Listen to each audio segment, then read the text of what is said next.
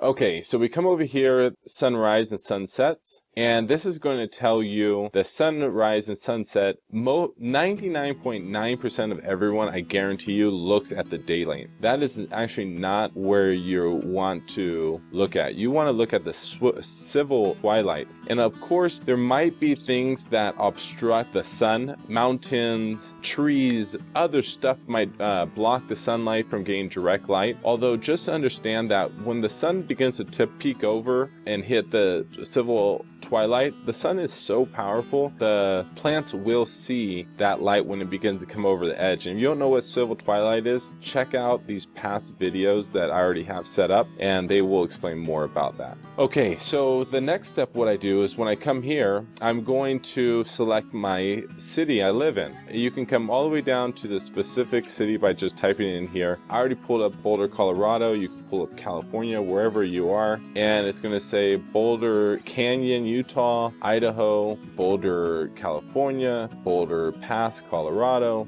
and I already found my specific Boulder, so I'm not going to change the page or change anything. But so you see that. Next, you come down here and you're going to look for the month: May, June, July, August, September. That's normally going to be your outdoor season. And what I did here was I pulled all the numbers up on my Excel spreadsheet. But before I do that, I'm going to show you where I got these numbers. So when I go back over to this website, you're going to see your day length. Okay, so on May 15th, and let me see if I can split the page.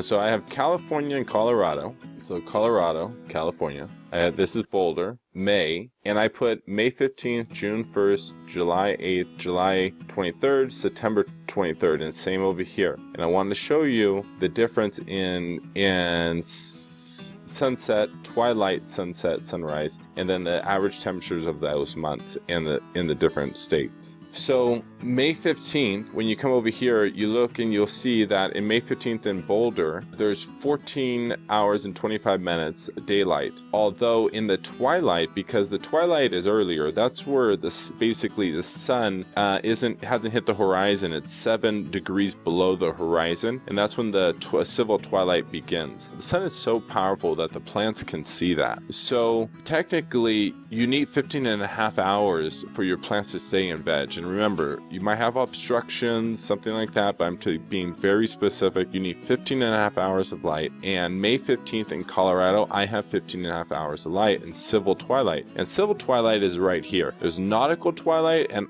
astronomical twilight. The civil twilight is where you want to keep your eyes. Then what's going to happen, you will see that over here in Colorado, May 15th, you actually have 14 hours and 8 minutes of daylight and only 15 and a half hours and 6 minutes of civil twilight. So if you put your plants out here in outside in May, they would start flowering in California. But if you put them out here in Colorado on the 15th, they would stay in veg.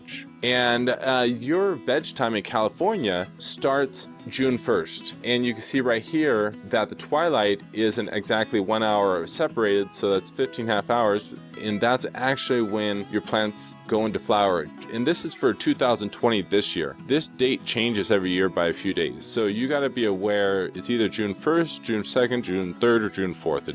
It alternates basically.